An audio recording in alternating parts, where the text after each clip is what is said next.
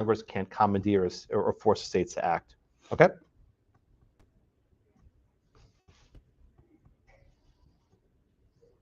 All right, any questions so far? All right, let's move on then to the second half of our reading. Oh, I'm sorry. I didn't see corner my eye. Yes, Angela. Angela.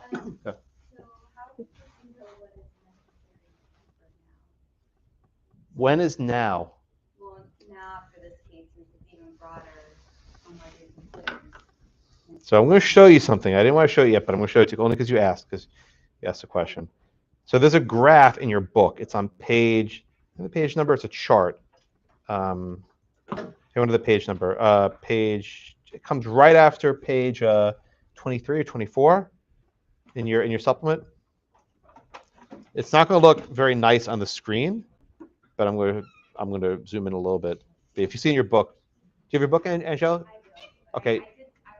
You can look at your neighbor. Juliana has it kindly. So what Randy and I did was to basically try to answer the question that Angelica just asked a moment ago. Over time, the court has taken different approaches to the scope of implied powers. When I say implied powers, I mean powers under the necessary and proper clause. So far we've done 1, 2, 3, 4, 5, 6. Okay, through today we've had 6 cases. And what we're looking at is how broad of a reading of federal powers do we have. So the first case we have is McCulloch v. Maryland. And this was really the first instance of sort of implied powers. Okay, Gibbons v. Ogden didn't really make a difference because it wasn't really an implied power case. Then we get Prigg, and look how boom goes all the way out there, right? It really expanded federal powers very broadly. We'll do in a few minutes whenever I get to it. U.S. versus Dewitt is the oil case. Chase, who's now the Chief Justice, see, it works, right? I tell you, the way you judge a judge is what was he doing in private practice, right? However, a judge is before the bench has to become when they're on the bench. Chase was fighting slavery and now arguing for limited power, so he did much the same on the bench. He's like, no, all the way back in. Zoop, right? Go back to McCulloch. He can't undo McCulloch because that's a precedent. I think he probably didn't agree with Marshall, but he couldn't go quite that far. Then Hepburn v. Griswold, the currency case that we'll study also, he kept it around the same. But then you got Knox v. Lee. That's the one with the overrule Hepburn. That goes, as we'll see, even further in my mind than Prigg. It's an even broader conception of federal power. We'll do next week E.C. Knight and some progressive era cases that sort of ratchet it back. If you go down, even to the New Deal, right? We'll do the New Deal in about a week or two. It never goes quite as far as Knox. Knox is and Randy and I agree on this point.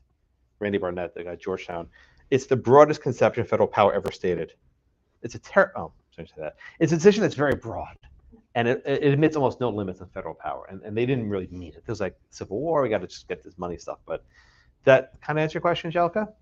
Yeah, I was just thinking like how to analyze it. I know I asked the same question. So you know how I do my exams, right? Have I told you this? So on the exam, I'll give you one question set in the current day, the year 2025. Lord help us, what we do in 5 months, right? It's today. Use the current law as it exists the moment the exam's written. The second question, or maybe the first, I sometimes invert them, is the year is 1860. The year is 1875. The year is 1924. The law is what it is today. You don't know. There's a veil of ignorance, right? You don't know what happens later. And that's why for your outlines, please keep the years of your cases in there. It's very useful for that because you have to basically isolate. Oh man, Blackman says year is 1870. All right, we don't know what happened after that. Like I gave an exam one year. I said the year is 1776. What's no Constitution? I really messed with them. It was a really good question. It's like, what the hell, Blackman? Trust me, the question worked. It was doable. I can get creative. Okay. The exam fact patterns write themselves. For proper, it's like, oh man, what another question about people selling stuff? No, this class exam patterns, they just flow. They come out very naturally. All right, any other questions about Prigg? No? All righty, let's go on to the issue of enumerated powers. Who am I up to? Chanel, you next? You've been waiting patiently, having you for a while. I'm sorry. All right, you want to give me the facts, please, in Dewitt?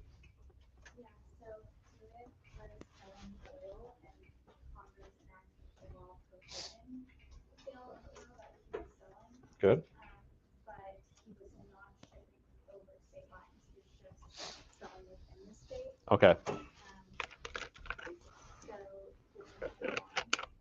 Yeah. So okay. So that's good. Thank you. All right. So Congress here has a law that bans the sale of certain types of oils.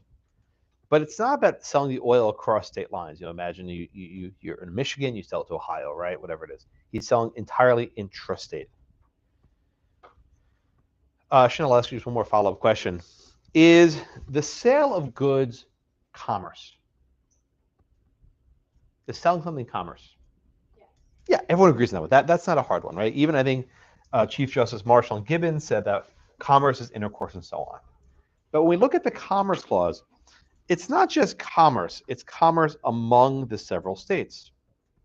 Among the several states. And is this commerce among the several states? No, of course not.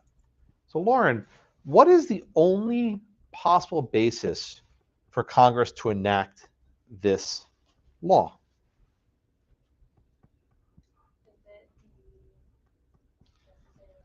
You are correct. If you're not sure, just say necessary and proper. That's like, I'm cheating. That's like the answer to almost every question I'm going to ask in the next 2 weeks or so. The answer is going to be necessary and proper, right? In other words, is this law a necessary and proper means of carrying to execution a foregoing power? Okay.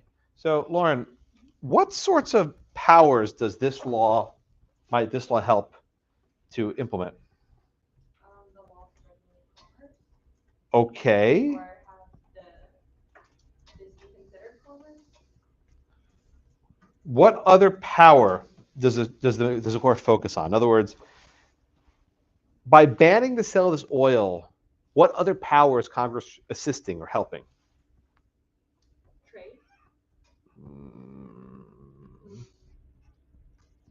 Very specific power.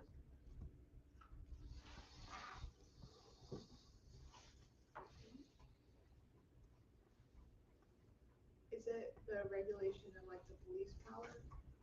No, but let's ask, what's the police power? Basically they can. Like, Who's they? Oh, Congress. Does Congress have a police power? I think they do. No, they do not. Do they? No, let's stop now. Okay. States have a police power, right? Damon, what's the state's police power? Did you learn about that in other classes? Anyone, what's the state's police power? What's the police power? That they can control the laws in their territories. What kind of laws? I guess like the laws that govern the citizens. Brett? Of their territories. Like health, Health, what else? safety, What's the other one? Health, safety. morality, maybe. That's the fourth one. What's the third one? Three out of four. Health, safety, welfare, and morals. Peace, sure, why not? Peace, world peace, right? Miscongeniality. The police power is this concept that's not well understood, but it's a power of the states to regulate the health, safety, welfare, and maybe morals, Brett. I'm going to just give you a maybe on that one. You're not wrong. I'm going to give you a maybe, okay? Health, safety, welfare, and maybe morals of the people. This is why Texas can do a lot of things. There's no constitution that gives Texas powers. Texas has this power, this police power. Where do they get this power from? I'll blow your minds. What happened after independence, right? There was a king who had this broad police power. And what happened to that power? It didn't just disappear. It's evolved to the states, right? Whatever police power the states have, it was granted after independence. And when the states signed the Constitution, they surrendered some of their powers to the central government. Not all of them.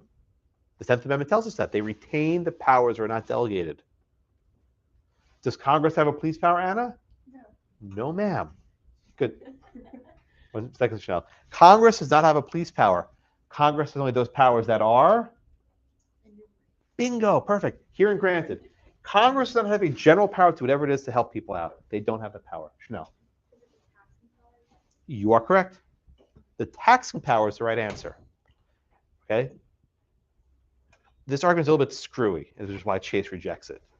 So the Feds say this, look, we need to ban the sale of these certain oils based from petroleum, because if we ban those, we can collect more taxes on other oils. Huh?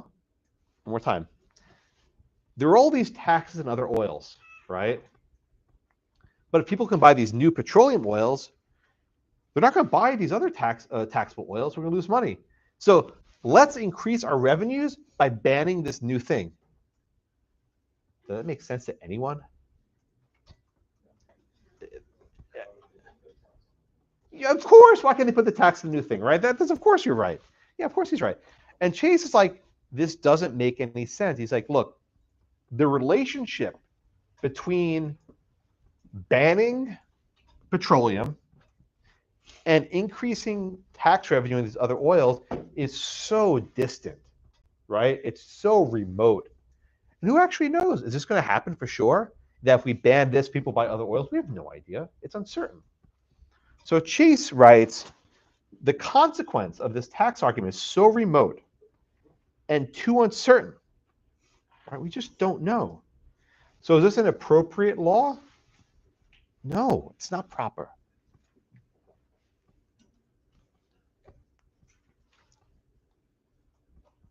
Now, I'll come back to you, Damon. Damon, do you think this is consistent with McCulloch v. Maryland? Do you think this is consistent with McCulloch against Maryland?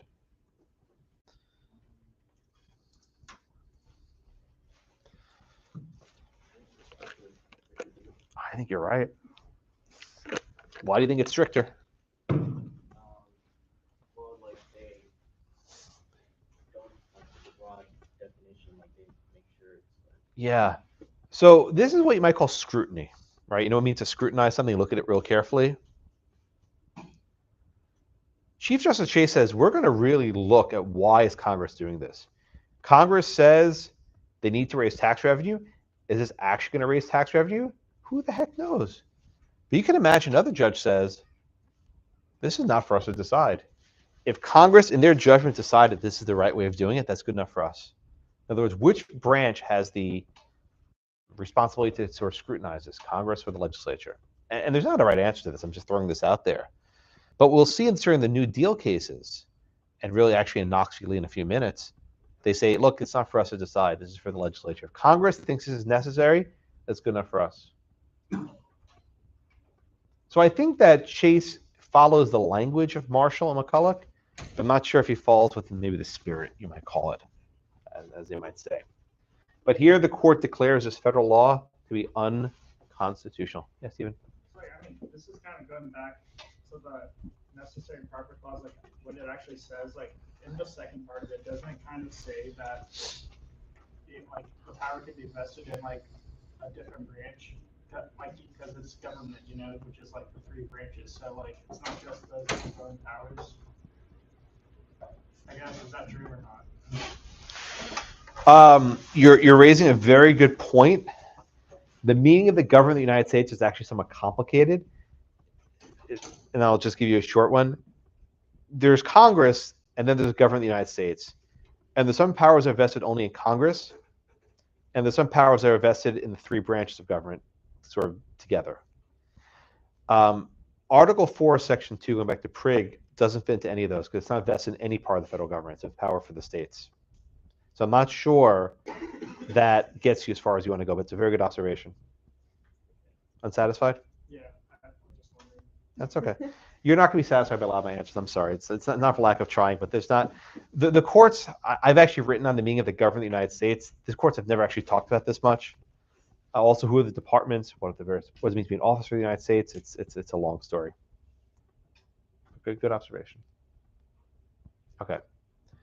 So again, the federal law, the oil law in Dewitt is declared unconstitutional. And again, this was a criminal prosecution because the guy didn't pay his taxes. They were basically prosecuting him. He got out of jail. I don't know if he was actually in jail, but whatever his criminal sentence was vacated. All right, here we go with Dewitt. No one cares about this case. No one else was like this. I saw Bernberg's like, do you teach Dewitt? No, I don't teach Dewitt. No one teaches this case except for me and Randy. Let's go on.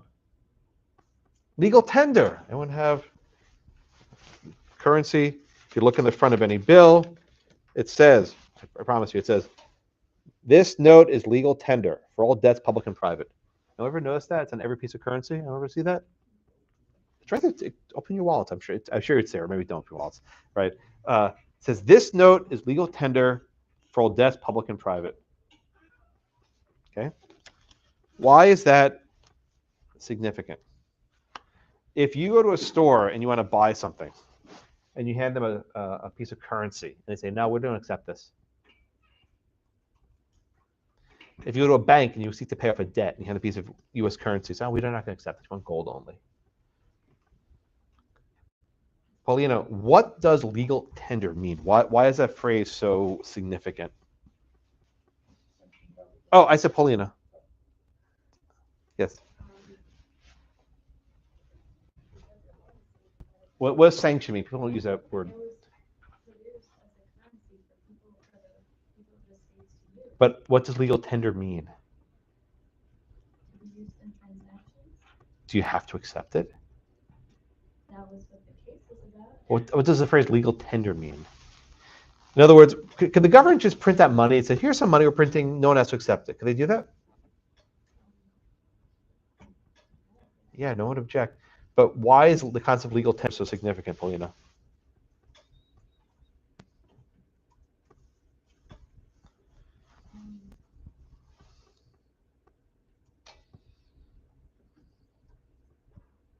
Stephen?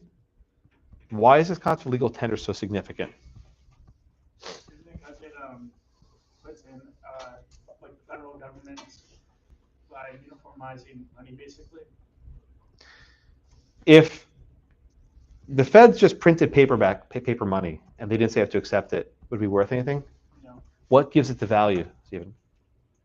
That it's recognized by all other states As like good money, I guess. But what's the phrase? What as Legal tender. That's it. Yeah, the concept of legal tender means that you have a currency that you have to accept. In the early days of the Republic, every state had their own paper money. It's called scrip, right? And maybe you could accept it in New York, but no one accepted it in New Jersey. You can imagine it's problematic. Someone pays you your wages in a currency that's useless in another state, right? It's just paper. It's just, it doesn't worth anything. Also, if you ever taken economics, when you print lots of paper money, what happens? Inflation. When the supply gets too big, you just print some more, right? And it becomes worthless. The framers were very concerned about paper money. They considered it to be a problem. In fact, the phrase dollar in the Constitution, you know what a dollar is? It was a piece of silver, a Spanish piece of silver. And the reason why silver was worth it was a intrinsic weight. It had metal. There was actually behind it, the gold standard, right? When you have money backed by metal, it actually means something. Paper money can be printed up like nothing. Okay? Now, the Constitution gives Congress the power to coin money and regulate the value thereof. But coin meant metal, gold, silver, copper, bronze, metal coins. There is no express power in the Constitution to have paper money. Now, let me just caveat that. Congress can make paper money if they want, right? There's nothing stopping them from printing pieces of paper. Say, this is called money. The issue is what Stephen mentioned a moment ago. Can you make this paper money legal tender? That is, it must be accepted for debts. That is the issue. Now, the United States didn't actually create paper money on any sort of large scale until the Civil War. And one of these sort of fun ironies of this case, Joseph, who was the Secretary of the Treasury during the Civil War when paper money was first put forward? I heard that. I have very good hearing, I'm sorry. Who are we talking about, all class? The man. Who? No, not Story. No, he didn't. What? Who was the Secretary of the Treasury when the paper money was created? His face is on the bill.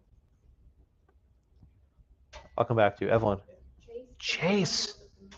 Area of Chase Bank. It's named after him, right? Chase. Yeah, that's true. Salmon, yeah. Salmon P. Chase, yeah. Don't confuse. There was also a Justice Samuel Chase, S-A-M-U-E-L. There's also a Samuel Chase. He was not a very good judge. This is salmon, like the fish. Salmon Chase. Chase was a Secretary of the Treasury, and he actually wrote an opinion supporting the bank. And this is something that's been debated by historians for almost 200 years now, I guess. But Chase had basically this like thing. He's like, this is probably unconstitutional, but I need to back it.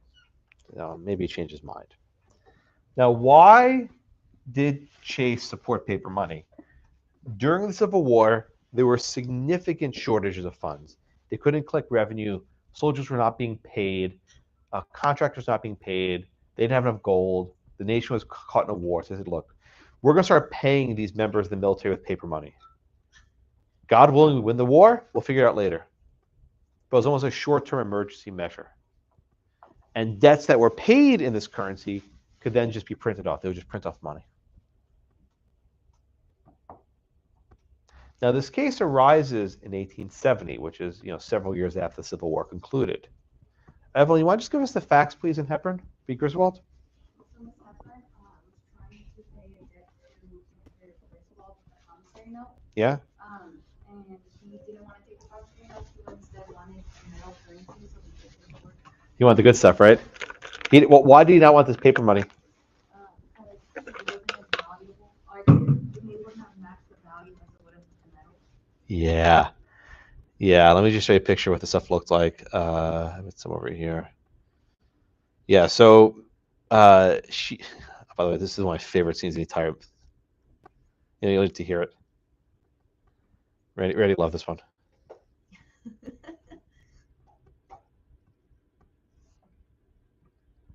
I love this one.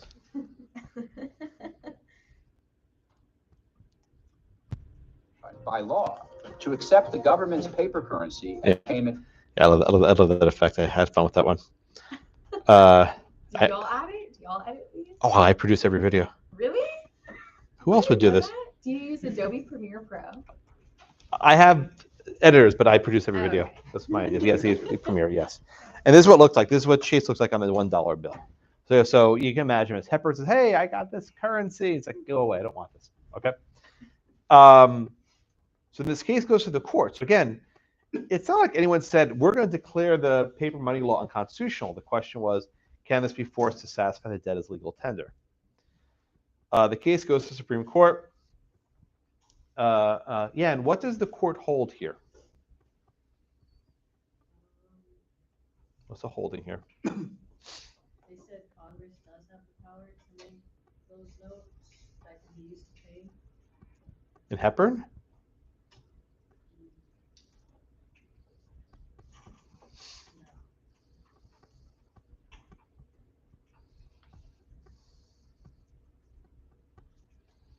What's the holding in Hepburn? They said the person who gave the money has to accept whatever is paid to them. Why? Is that the holding in Hepburn? I don't think so. Sabina? What's the holding in Hepburn? Didn't they say that they didn't need to accept that as the tender? Why? Because it didn't.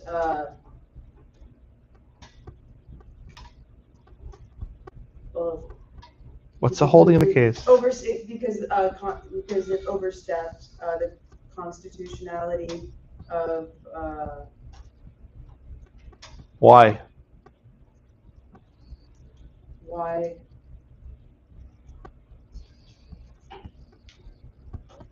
Because I know that in the next case that. I know, but why? Why was this law not constitutional?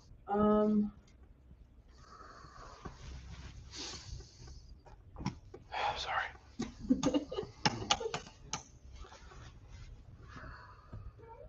Laura? Basically, they said that if you're relying on the necessary and proper clause, it needs to be directly connected or derived from a power. Okay, so let's start, Laura, then with the case a few minutes ago, Dewitt. What was the relationship between the means and the ends, right? What was the goal the government is trying to accomplish, what means they used to get there. Just go back to Dewitt a few minutes ago. The goal was to like support this. Right. The end was to increase taxes on these other oils. And how did Congress get there? By banning other. Correct. Was that too remote? Yes. Okay. Now, Laura, let's do this case. What is the end the government's trying to accomplish with this paper money? What is the goal they're trying to achieve? To raise money to support the war effort. Okay. Is that in the Constitution something to do to raise money? It's not. So, Karen, what enumerated power does Congress rely on to try to support this law? Yes, necessary and proper. What specifically enumerated powers relied on?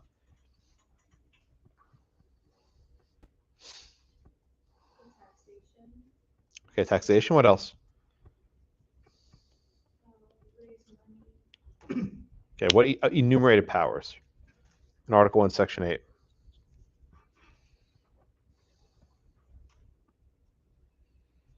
regulate commerce, Regulate commerce. What else?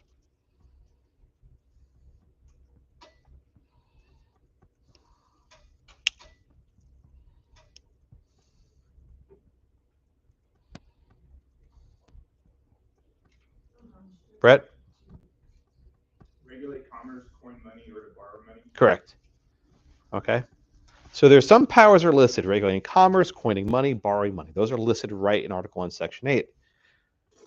Brett, does Chase think that the relationship between coining money and regulating commerce is close? Is there a close relationship between that and paper money, legal tender? He said that they're not incidental.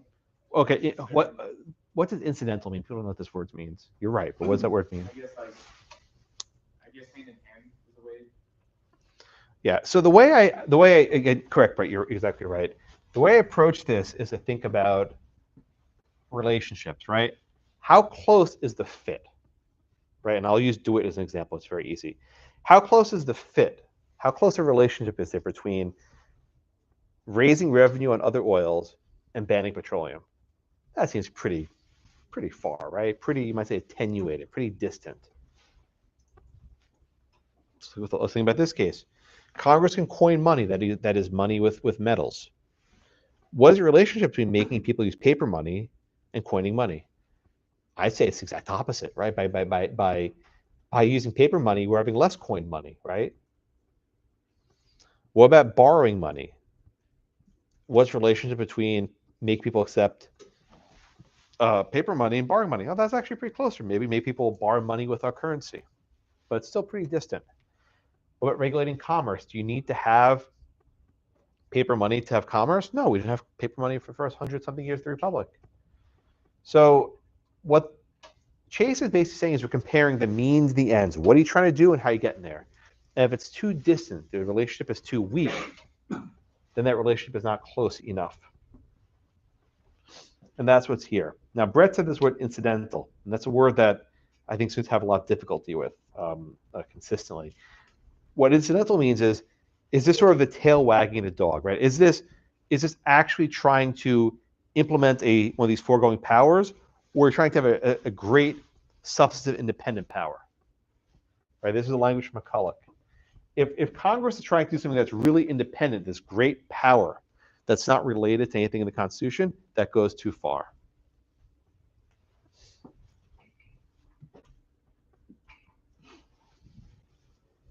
Okay?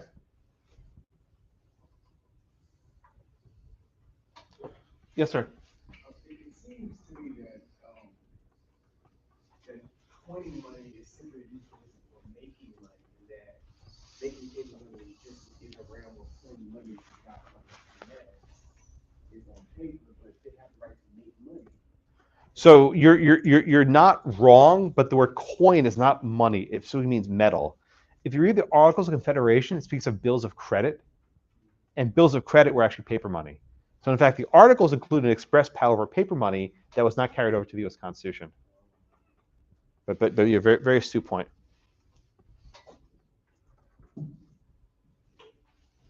Okay. What else? Yeah, go ahead, Bobby. So would you say the difference between the martial court and the chase court is that the martial court kind of seems to have like a presumption that it's constitutional if Congress says it is versus the chase court decides it more? Well, yeah, so let's look at our chart here for a minute, right? I think Chief Justice Marshall took a, we might call it presumption of constitutionality. A presumption of constitutionality. That is, we presume the law is valid if Congress did it.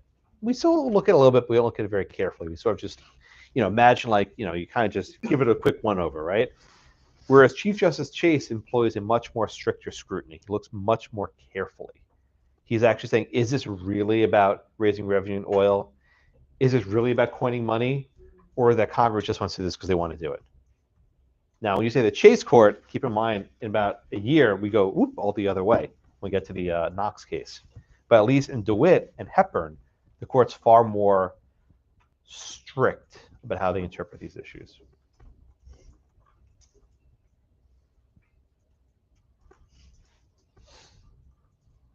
Okay. Ayushna? Was Chase not at all concerned with the scrutiny of going back on something he put in place? That's the part that I don't. You mean that he himself did as secretary? Yes. You know what? There's an expression. It's better that wisdom come late than never at all. Right? I think was it Frankfurt who said that or Jackson? I can't remember. But you know what? You guys are all young, right? I'm not sure you're young. I shouldn't say that. But you will all figure at some point, man, I was wrong about that. And also keep in mind, he was an executive branch official. Now he's in the courts. I mean, you can change your mind depending where you sit. There's nothing wrong with that. I've changed my mind stuff over the years. Trust me, it's happened. You're a hypocrite, Black. Why change your mind? Things are different. You see things differently as you get older. You have kids, family. Your worldview changes. But I think Chase was always fairly consistent. If you look at his work on the Fugitive Slave Act back in Ohio, he read federal power very narrowly. So I think this is actually pretty consistent with Chase. I don't actually think he changed his mind. I think if you actually read, there's some stuff in the textbook about this. I don't think I signed it, but if you actually read the section, Chase wanted Congress to pass this bill to help fund the war, and that bill included the Legal Tender Act. So maybe he didn't support all aspects of the bill, but he said, we need this money now. And sometimes when you're in government, you accept a compromise. Look at Washington, the Bank of the United States. You had Hamilton saying, sign it, right? You had Jefferson saying, don't sign it. And Washington said, you know what, I'm going to sign it. Madison thought the Bank of the United States was unconstitutional as a member of Congress. Then he was president, he signed it. So Madison changed his mind too. I know you love saying, oh, you're a hypocrite. It's overrated, right? People can change their mind. People have different thoughts. Consistency is overrated. I'll just put it that way. I think it's true. If you focus on being consistent too much, you really limit yourself. And there are reasons why you might change your opinions that are not rooted in bad faith. I think so. Maybe I'm wrong. Maybe you think I'm wrong. Maybe you think, oh, he's just being a hack. Okay, fine. What else we got? All right. So that is Hepburn. Let's move on. Hepburn was decided. I have this chart here that I very much like. Yeah, here we go.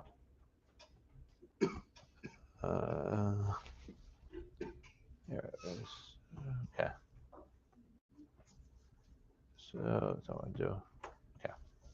So the timing on Hepburn is very curious. I want to just walk you through the chronology here. When Hepburn was argued, there were 8 justices. Okay. Again, when Hepburn was argued, there were 8 justices.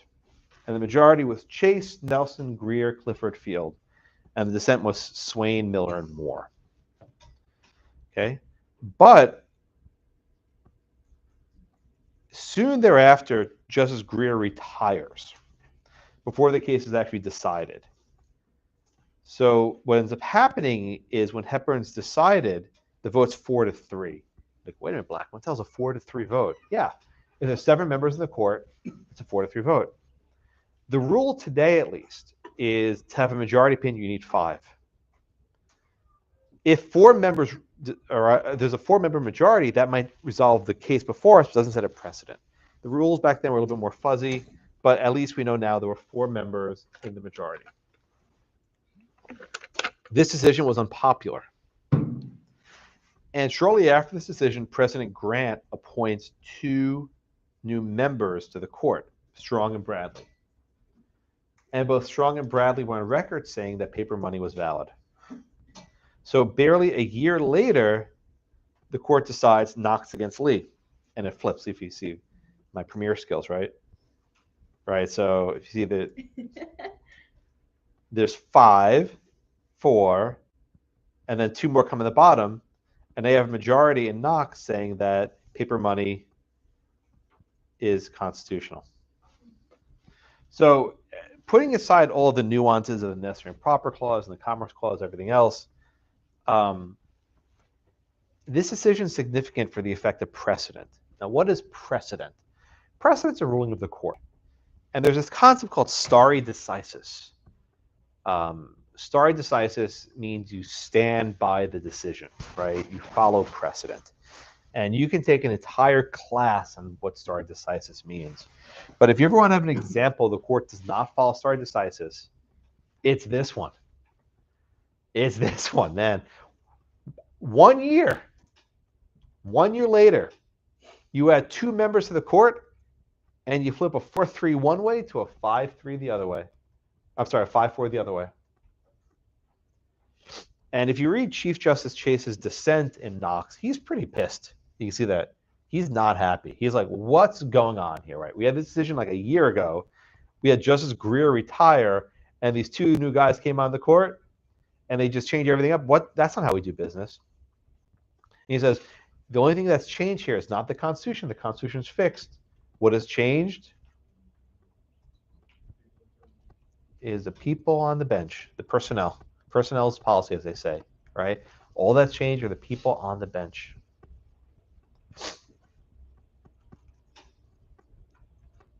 All right.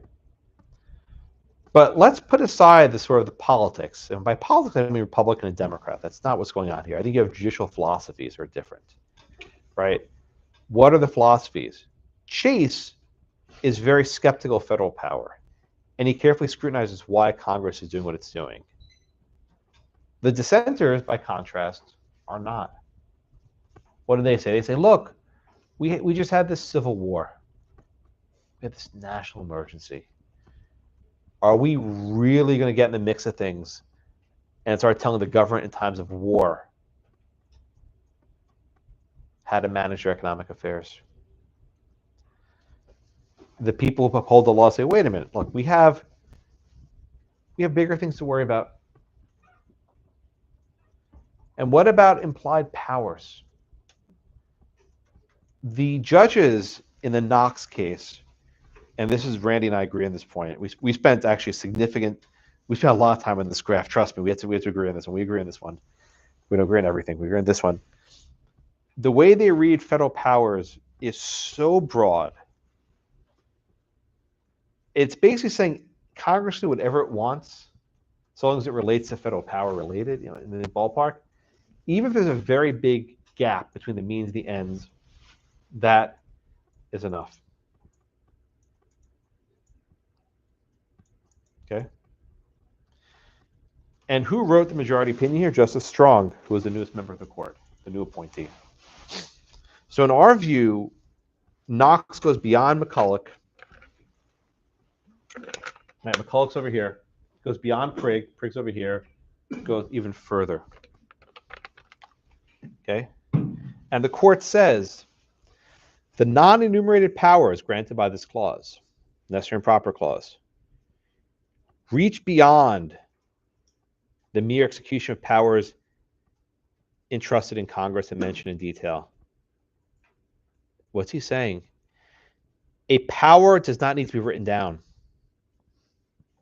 It does not need to be found in the words of the Constitution. This entire business, who asked me before? Steve asked me about foregoing powers. What the court says here is, we don't care if it's written down. It doesn't matter if the power is written down. Right? You can deduce it. We're not just talking about implied powers. We're deducing, like, elementary, my dear Walks, right? You're deducing stuff from more than one of the powers or from all of them combined. You can group it together and infer as you wish. So in other words, just look at the Constitution and say, yeah, we need money for federal government. That's good enough for me. A+, right? Passes on. You know what? All these other countries in the world have paper money. Good enough for us.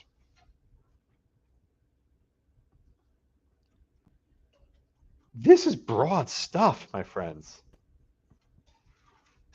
The court says that Congress has an implied power of self-preservation.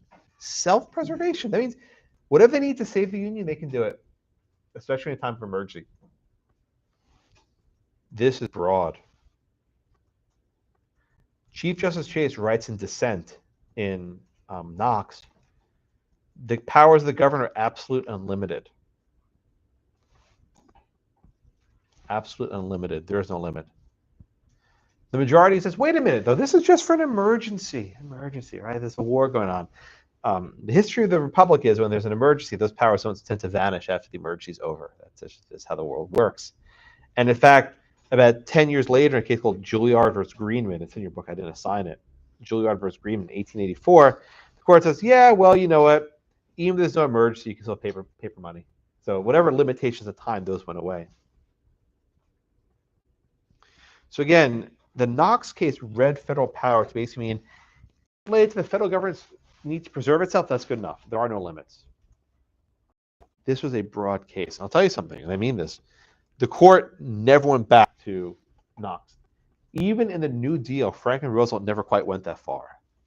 This was a really wild decision that sort of deviated from past practices. But it was a member of 5-member majority, an issue of public concern about public paper money. And the court held that the Legal Tender Act was now valid. Right? The Legal Tender Act was now valid. Oh, I skipped all the poll questions. I forgot about them. Oh, I can't come back to them now. You can look at them later. Okay. This one's easy, yeah. Ryan, Knox relied on the blank clause of the Legal Tender Act. What's the answer here?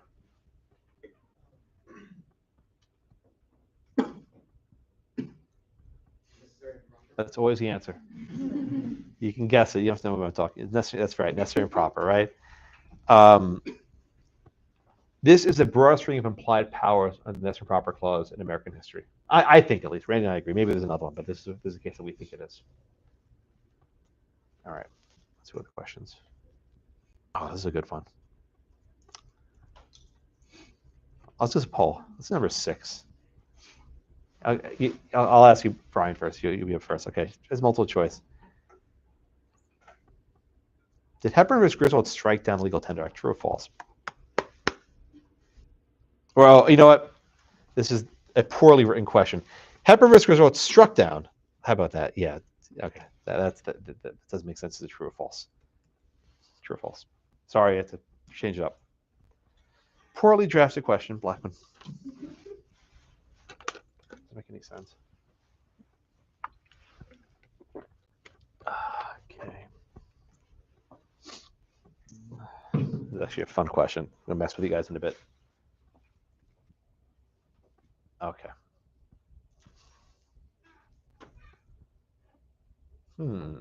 Oh, you're struggling a bit. You're thinking this one through. It's not on. I got 8 people in. Yet it's not working for you? It's not working for me either. Oh boy. Oh, that's all right. You Well, should tell them. Brian, put an answer in your head, and then I will grade you independently. It's fine. I don't actually check those. I don't care if you put them. It doesn't really matter to me. Brian, what's your answer here? I feel like it's a trick question. It's absolutely a trick question. You are correct about that much. But I think it's false. okay. Well, what does it mean to strike down law? We say this all the time. What does it mean to strike down law?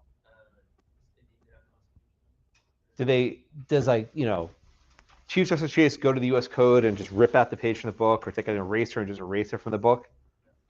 Do you eliminate the law? Do you cross out with a red pen or a Sharpie? So what does it mean to strike down law? I would imagine it means like going forward, or it's like a mandate in the sense the legislature, whoever, or the Congress to change the law. Does Congress just rewrite the law? Taylor, what does strike down law mean? Do you know? They're not going to enforce it. Who's they? The judiciary that comes up with it. Or that they're telling Congress that they should not enforce this. Stephen, what do you think? Well, don't they rely on the other two branches to enforce their judgments? Yeah, courts don't enforce their own judgments. No, like they rely on the other ones. Yeah, the other branches enforce the judgment. So what does Stephen, what does strike down mean? Well, they didn't do it. The court didn't do it. Do courts ever strike down statutes? No. All right. Sheldon? What do you mean that, you're saying that there is no right and therefore no remedy that it will provide? You're on the right track. Okay, so I'm going to blow your minds now just for a minute. Sorry. Courts don't strike down statutes. They can't. They can't go to the records book and pull a page out of the code, take an eraser and erase it. They can't do that. All courts can do, again, I'm about to blow your minds, is in a given case say, you win and you lose. This law cannot be enforced. Mr. Griswold, you do not have to accept this paper currency. That's all they can do. Courts can set a precedent. And the precedent says that the Legal Tender Act is unconstitutional. But the court can't strike it down. If the court actually struck down the Legal Tender Act, then how the heck do you get to Knox v. Lee? Right? If the court actually struck down the Legal Tender Act, then Knox v. Lee is like, what? The statute doesn't exist. You're enforcing a law that doesn't exist anymore. There's no Legal Tender Act. The law remains in the books. I'll blow your mind some more. You know, Texas, right? Roe v. Wade. Roe v. Wade was a Texas case. Roe v. Wade declared unconstitutional the Texas abortion law. Did Texas remove the law from the books? No. It was there for half a century. Dobbs overruled Roe v. Wade. What happened? The old law came back to life. As it was, enforceable immediately. Courts do not strike down statutes. All they can do is tell people you can't enforce the statute. So Roe v. Wade said, Texas, you can't enforce the statute. And that was a law for 50-something years, 49 years. And then Roe was overruled in Dobbs in 2022. And the law came right back into force, like a zombie, right? It resurrects. Do zombies resurrect? I don't even know. Wait. You get what I'm saying, right? You get my picture. So all Hepburn did was said, Griswold, don't accept this paper money. And then Knox said, yeah, you got to accept it. Courts issue judgments. That's what matter. Let me ask you a question. Dred Scott v. Sanford, right? We'll say this later this semester. Dred Scott said blacks can't be citizens. Who did that decision actually apply to? Applied to Mr. Dred Scott and Sanford. Who was Dred Scott? Dred Scott was a slave. Sanford was the owner. Did that decision extend beyond Dred Scott and Sanford? No, it didn't. You know what Abraham Lincoln said? He said, look, Mr. Taney, you wrote your decision. That's great. Right? Dred Scott and Sanford, you're subject to this. That's nice. I'm the U.S. government. I wasn't a party to that case. I'm going to go issue passports to black citizens. He did that. Yeah, it's true. I'm going to go grant citizenship to people who join the Union Army from the South. You like that one, right? Let me flip it now. Brown v. Board of Education. Who was Brown? Brown was a black child seeking access to a school. Who was Board of Ed? Topeka, Kansas Board of Education. Who did that decision apply to? Brown and Board of Ed. Was Texas part of that case? No, they weren't. Was Arkansas? No, they weren't. So all these governors said, you know what? That was Kansas. That's not our problem. We're going to do our own thing. Sue us. The Supreme Court's rulings are not universal. They don't just suddenly change the world. They can't. They issue judgments only. All right. Lesson federal courts for the day. All right. Questions on Knox v. Lee. I swear people don't get this. People think, oh, the court strikes down laws. Supreme Court makes a ruling applies to everyone. No, it doesn't. It's just not. It's not true. It isn't true. Yeah.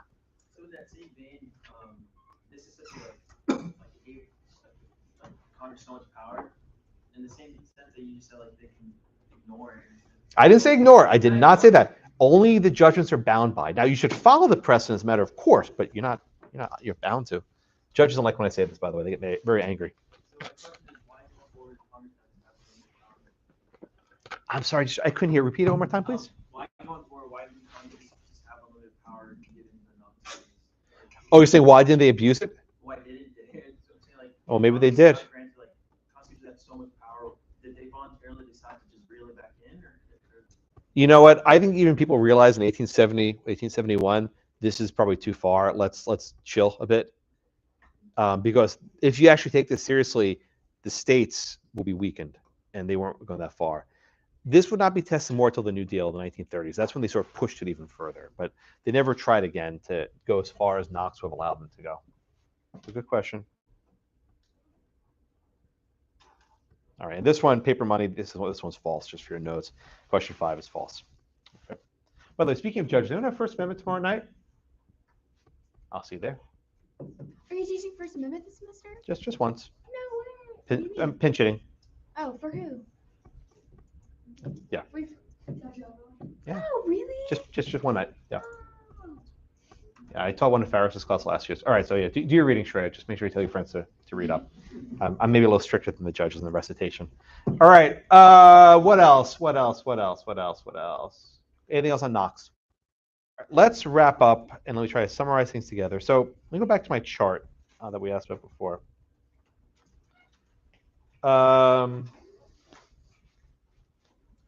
So what we have over here, okay, is sort of a breakdown of how the courts have interpreted it, the necessary and proper clause. And it's all about the scope of federal power, right? Federal power has sort of ebbed and flowed, has changed over the years, okay? When we're talking about federal power, it's all what does necessary and proper, this was Angelica's question 5 minutes ago. What does necessary and proper mean? Necessary and proper means how close of a fit is there between something listed in the Constitution and what Congress wants to do. With the Bank of the United States, there's a pretty close fit between regulating commerce and raising taxes and having branches in every city. Right? There's a close fit there. In Prigg versus Pennsylvania, there's really no enumerated power discussing slave catching, but the court said this is something that just has to happen. It's part of the national government. The Constitution would never been ratified without this. And it wasn't really focusing on this means and scrutiny, this fit between the means and the ends. But when Chase came to office, oh man, he enforced it strict. He said, look, you're trying to tell me that you're banning petroleum so you can raise taxes? That's insane. That's not the reason why. You're trying to just regulate local activity. And what did Gibbons say? You cannot regulate entirely internal conduct. That's for the states to do. That's the state police power. The state police power. Hepburn also, paper money, you can coin money, regulate commerce, but you don't actually need to have this. It's too far removed to make people accept this worthless script. But in Knox, they just put everything out the window and said, look, we're going to have a civil war. We need to pay our soldiers. We need to pay our troops. And if this is good enough for the government, they think it's useful, that's enough for me.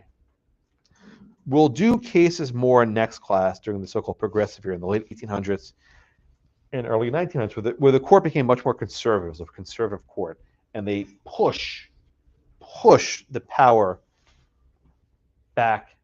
And there was the Washington Redskins game with the tush push, right? They're pushing it over the goal line, right? They're pushing the power. Well, not called that anymore. The Commanders, sorry, canceled. Right? They push the power back into the earlier era with McCulloch and Dewitt. All right, any other questions? All right, if you have any questions, you can put them, raise your hand. I'll put them also in the sort of the exit poll, and I'll address them when class starts next week. Otherwise, have a nice weekend. I'll see you all on Monday. God willing, no snowstorms. We'll have a full normal week of class. Thank you. Thank you.